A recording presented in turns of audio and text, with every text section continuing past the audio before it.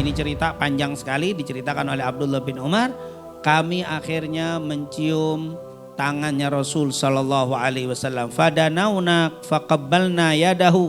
Lihat, kami mendekat kepada Rasul, faqabbalna yadahu. Lalu kami cium tangannya Rasul sallallahu alaihi wasallam. Berarti di sini ada anjuran kalau kita bersalaman dengan yang lebih tua umurnya, lebih alim seperti para guru kita atau orang tua-tua kita pulang sama bapak sama ibu, jangan kagak cium tangan. Sama kakak kita cium tangan. Mencium tangan mereka ini adalah dianjurkan. Dianjurkan berdasarkan penjelasan dari hadis Abdullah ibn Umar. Dikatakan di situ, Abdurrahman bin Abi Laila juga pernah dulu mencium tangan Nabi Muhammad, annahu qabbala yadan Nabi sallallahu alaihi wasallam. Nabi artinya membiarkan tangannya dicium tangan. Karena nanti kalau kita di luar ada orang yang bilang cium tangan bid'ah, dosa, musyrik. Karena apa? Karena dianggap mencium tangan dipikir menyembah.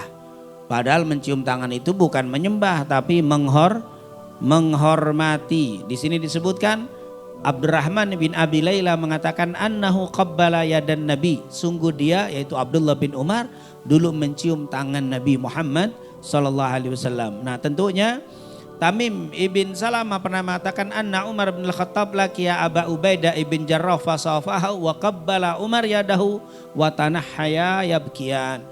Dulu Umar bin Khattab pernah bertemu dengan Abu Ubaidah dan beliau saling berebut mencium tangan dan sambil bertangisan berduaan sambil cium tangan.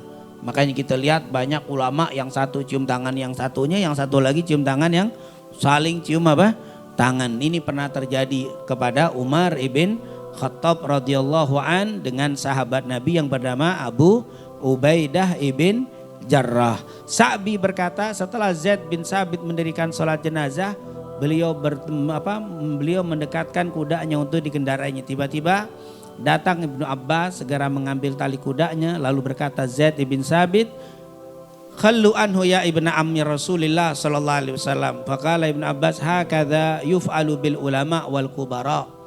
Itu adalah ceritanya dari Zaid bin Sabit.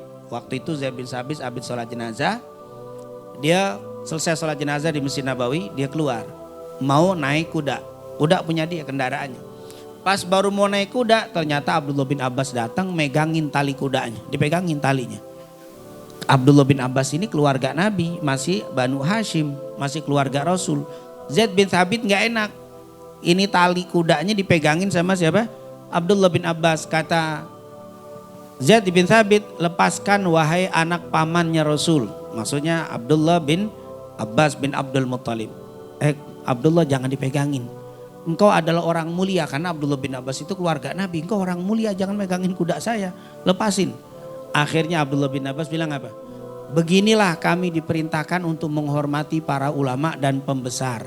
Akhirnya lihat Zaid ibn Thabit ini bales.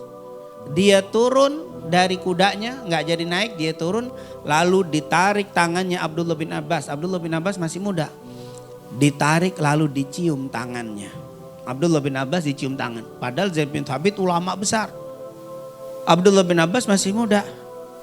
Ditarik tangannya, dicium tangannya. Akhirnya dia berkata, hakadha umirna an naf'ala bi ahli baiti Nabi sallallahu alaihi wasallam.